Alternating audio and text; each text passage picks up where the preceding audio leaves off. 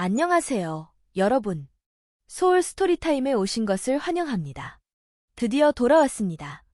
레나 존스 작가의 에거사 오들리 박물관 살인 사건을 시작합니다. 한 권에서 비밀 열쇠의 진실을 찾아냈던 천재 소녀 탐정 에거사 오들리. 이번에는 런던의 유명 박물관에서 벌어진 기이한 살인 사건을 해결하러 왔습니다. 과연 에거사는 이번에도 범인의 흔적을 찾아낼 수 있을까요? 지금 함께 그 두 번째 모험 속으로 떠나볼까요? 시작합니다. 8장. 숙제. 우리 세 사람은 눈앞에 펼쳐진 상황을 이해하느라 한동안 아무 말도 하지 않았다. 내 머릿속 어딘가가 좀 이상해진 것 같았다. 느리고 둔했다. 배 속에 무거운 돌이 든 느낌이었다. 무겁고 차가웠다. 스파이요? 간신히 내가 물었다.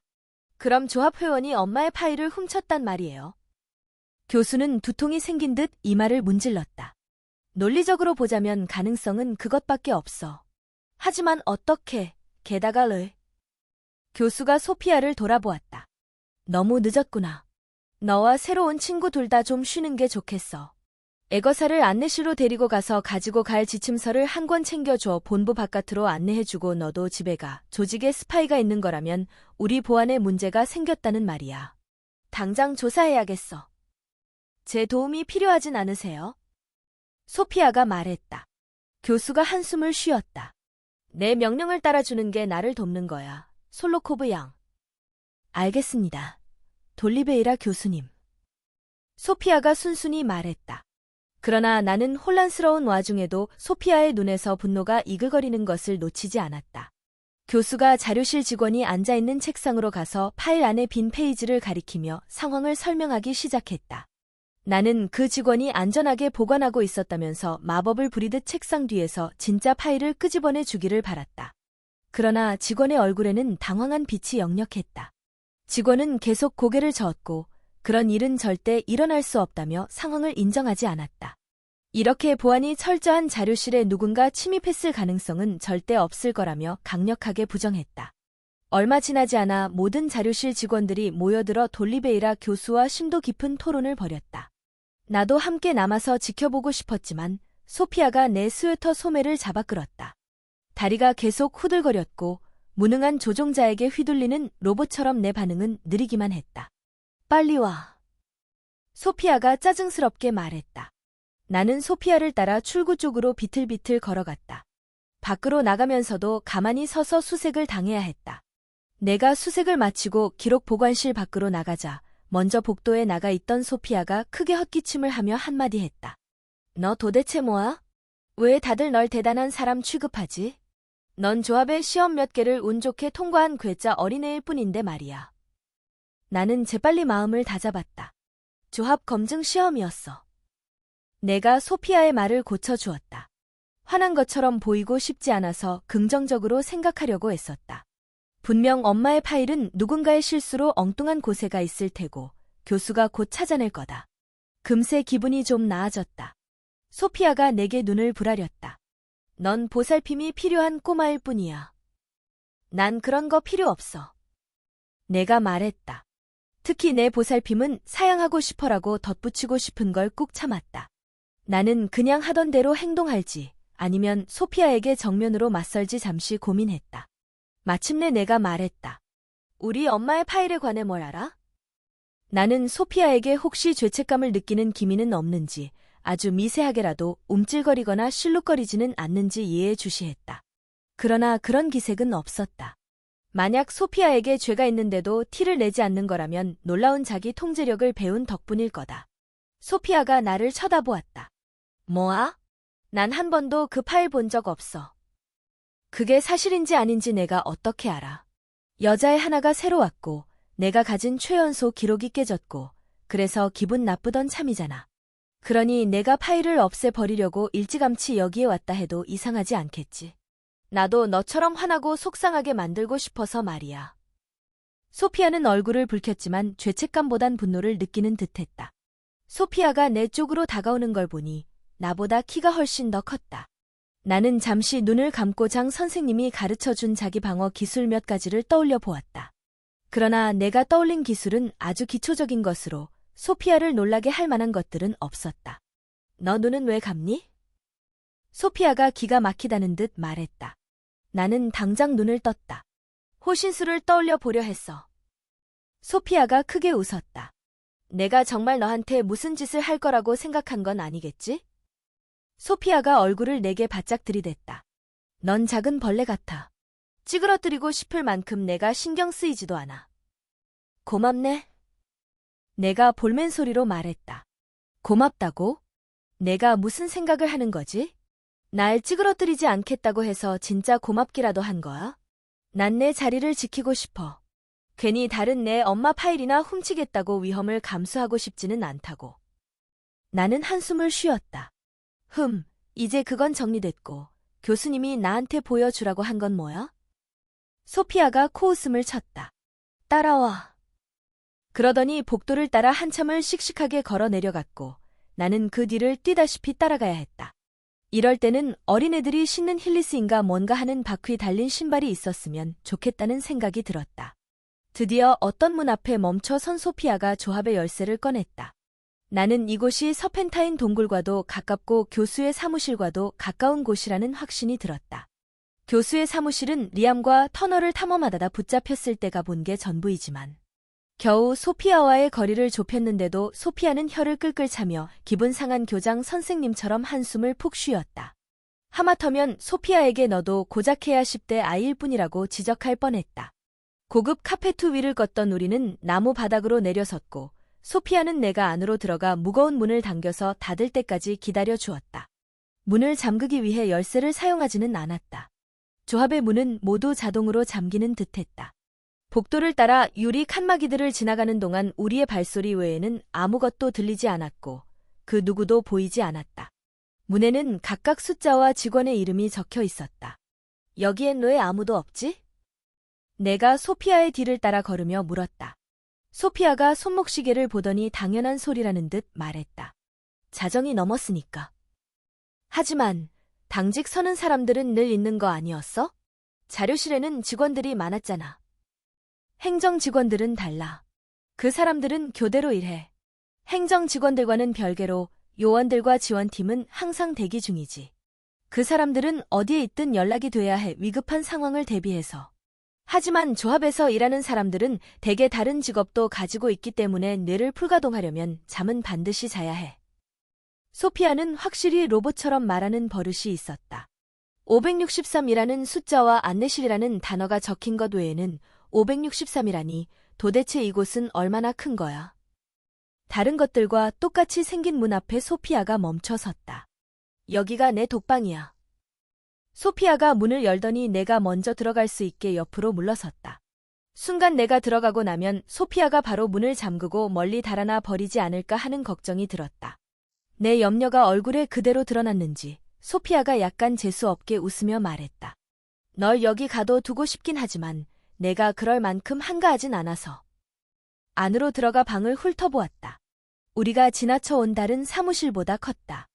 작고 둥근 탁자가 20개 정도 띄엄띄엄 놓여 있었고 탁자 하나에 푹신한 파란색 의자가 하나씩 달려 있었다. 소피아가 테이블 의자 하나를 가리켰다. 잠시 여기 앉아 있어. 나는 배낭을 내려놓고 자리에 앉았다. 의자가 너무 편해서 잠을 자고 싶은 충동과 싸워야 했다. 나는 밤새 잠을 못 잤고 런던을 뛰어다녔으며 수킬로미터를 걷기까지 했다. 잠을 자지 않으려고 주변을 계속 둘러보았다. 바닥에서 천장까지 닿는 높이의 책장들이 벽면을 채우고 있었다. 대체로 요즘 출간된 책들이었지만 얇은 페이퍼백 옆에 커다란 하드커버 책이 진열돼 있는 등 정리가 되어 있지 않았다.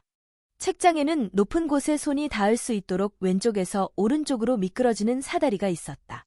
브리아나 집 서재보다 실용성은 좋았지만 화려한 맛은 덜했다. 책을 읽을 수 있는 발코니도 없었다.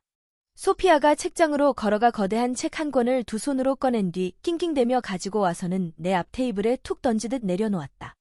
집에 가져가서 일쪽부터 읽어. 소피아가 말했다. 제목을 읽어보았다.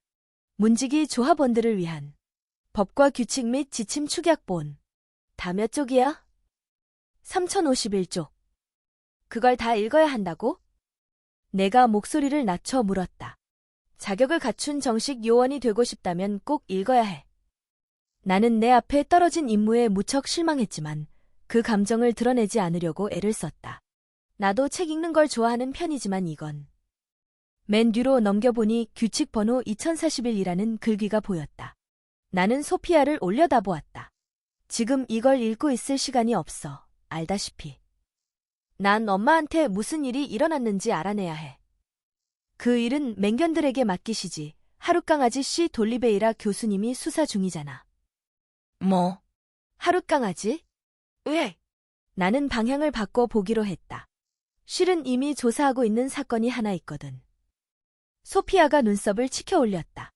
진짜? 응, 대형 박물관 살인 사건에 관한 거야. 난 그 사건이 버니 스페인 가든스에 나타난 싱크홀과 연관이 있다고 생각해. 아이스크림 트럭을 삼킨 그 사건 말이야.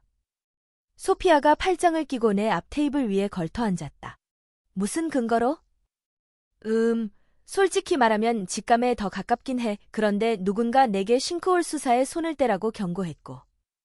소피아가 앞으로 바싹 다가와 앉았다. 누가? 잘 모르겠어. 변장을 심하게 했거든. 그렇구나. 그럼 변장한 사람이 너한테 싱크홀을 조사하지 말라고 했고, 그래서 내가 살인 사건을 수사해야 한다는 거야? 이상하게 들린다는 거 알아. 하지만 한동안 나를 지켜봐 오지 않았다면 그 사람들이 내가 싱크홀에 갈 거란 걸 어떻게 알았겠어. 나는 박물관 사건을 조사하는 중이었는데 말이야. 즉, 두 사건이 연관됐다는 틀림없는 증거인 셈이고 그 사람들은 내가 알아내기를 원치 않아. 그래서 조사를 멈추라고 한 거야. 소피아가 웃기 시작했다. 심지어 내 베레모를 벗긴 뒤 마치 걸음마를 떼는 귀여운 아기를 대하듯 내 머리를 헝클었다. 너무 멀리 갔어요, 꼬마 아가씨.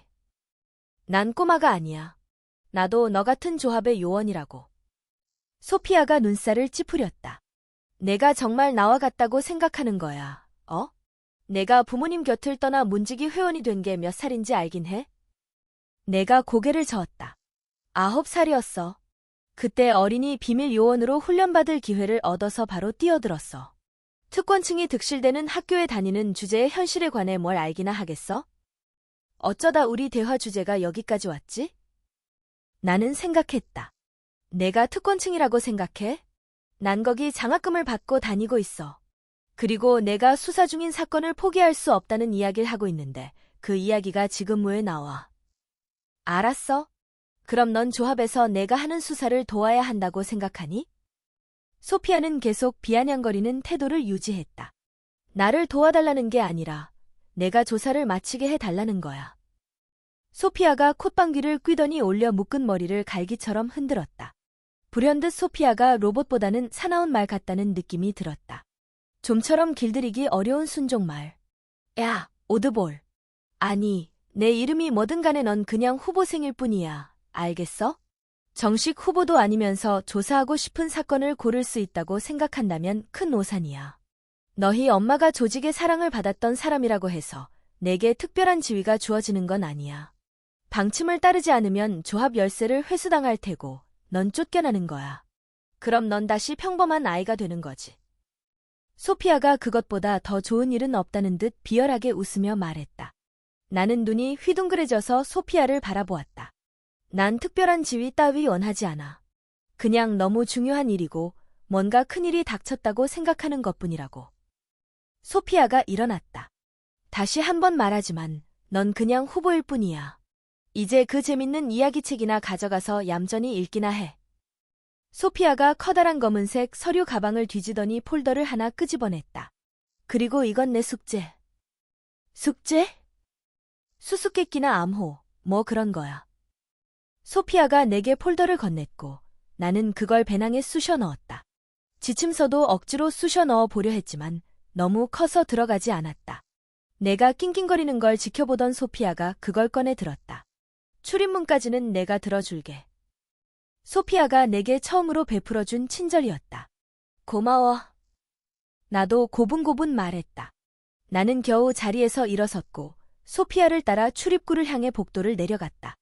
현관에 도착하기 직전에 소피아가 왼쪽으로 방향을 틀었다. 아, 뭐야.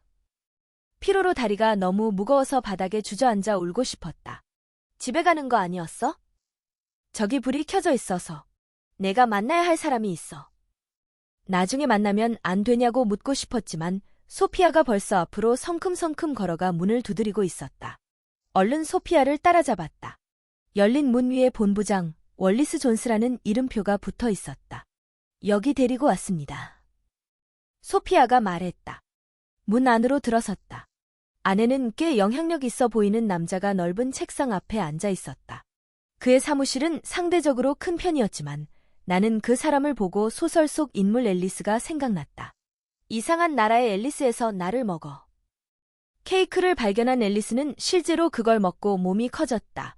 어디서 온 음식인지 모를 때에는 어떤 것도 먹으면 안 된다는 걸 경고하는 장면이라고 나는 생각한다. 존스 씨는 방 전체를 꽉 채울 정도는 아니었지만 그의 주위에 있는 모든 것들이 어딘지 모르게 꽉 끼는 느낌이었다. 옷은 너무 달라붙어 보였고 의자와 책상은 지나치게 작았다.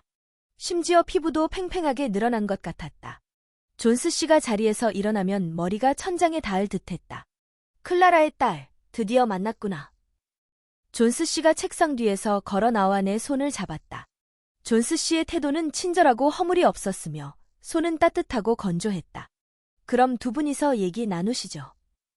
소피아가 큰 책을 존스 씨의 책상 모퉁이에 올려놓았다. 나는 저 책을 어떻게 집으로 가져가야 할지 난감했다. 고마워, 솔로코브 양.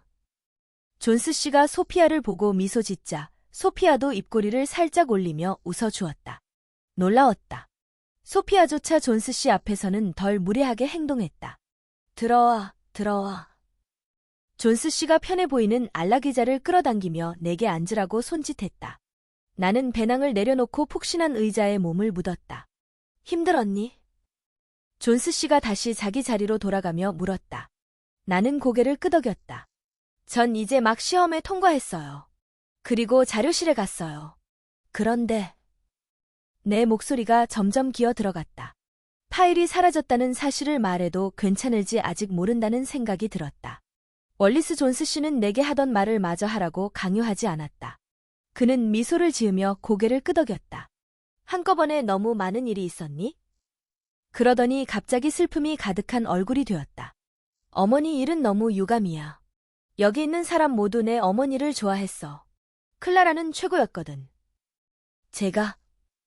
나는 제대로 말을 못하고 우물쭈물했다.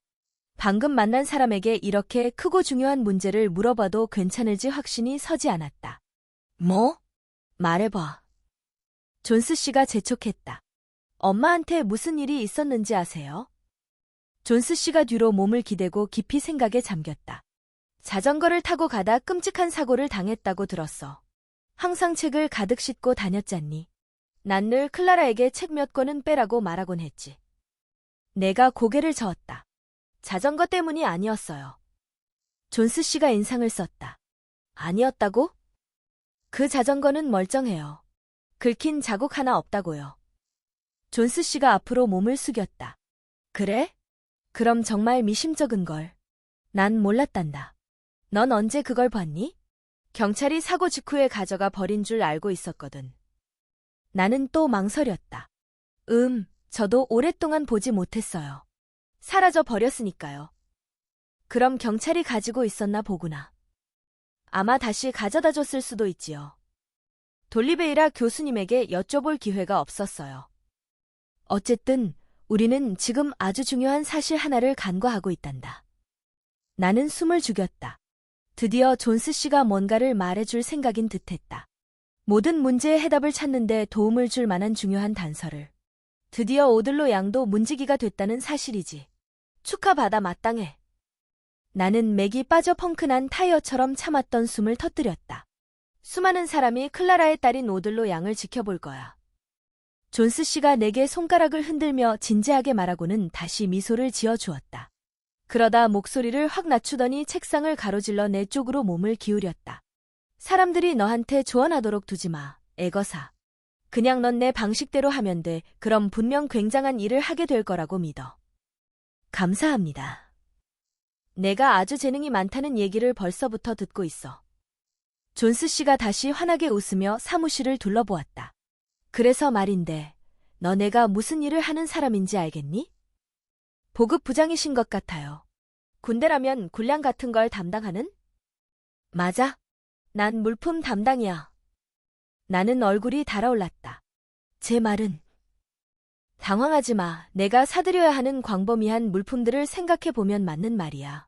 화장지 수천 롤을 주문한 다음 다른 사람들의 주의를 끌지 않고 지하 비밀 본부까지 가지고 와야 한다고 상상하면 그런 건 생각해본 적도 없는 일이었다.